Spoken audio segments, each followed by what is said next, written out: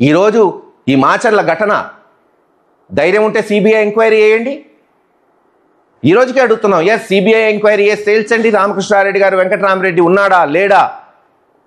ఏదో మీ సొంత పోలీసుల్ని పెట్టుకొని వాళ్ళ చేత ఛార్జ్ షీట్లు వేపిస్తే రేపు ఆగిద్దా? రేపు రీ ఎంక్వైరీ పెట్టియమా? ఈ తప్పుడు ఛార్జ్ షీట్ వేసిన పోలీసులు ఎక్కడికి పోతారు? ఆంధ్ర రాష్ట్రం వదిలిపోతారా? భారతదేశం వదిలిపోతారా? ఖచ్చితంగా పోలీసులను కూడా వదలం. ఆ రోజులు పోయినాయి. ఏదోలే మా కర్మ, ప్రతిపక్షంలో ఉన్నాం, ఎంతవరకే మాకు అనుకునే రోజులే కాదు. అక్రమంగా కేసులు పెట్టిన పోలీసులకు కూడా జవాబు చెప్పే తనం వస్తుంది. ఆ రోజు నిజమైన వాళ్ళు, ఒకవేళ నిజంగా మర్డర్ చేసిన వాళ్ళు మేము చెప్పలేదు అని తేలితే పోలీసుల మీద కూడా కేసులు ఉంటాయి. ఒకటే ఏం జరిగిందంటే, అప్పుడెప్పుడో ఒంగోలులో హరిబాబు అనే తెలుగుదేశం నాయకుడిని సొంత వాళ్ళు చంపారు. ఆ తర్వాత ఈ ఘటన జరిగింది.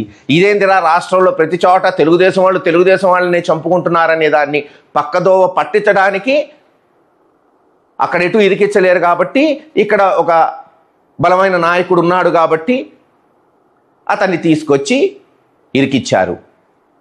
ఏది ఏమైనా న్యాయపరంగా, చట్టపరంగా పోరాటం చేస్తాం. రామకృష్ణారెడ్డి గారికి జగన్మోహన్ రెడ్డి గారి దగ్గర నుంచి మారుమూల గ్రామంలోని ప్రతి వైఎస్ఆర్సీపీ నాయకుడు, కార్యకర్త అండ ఉంటుంది.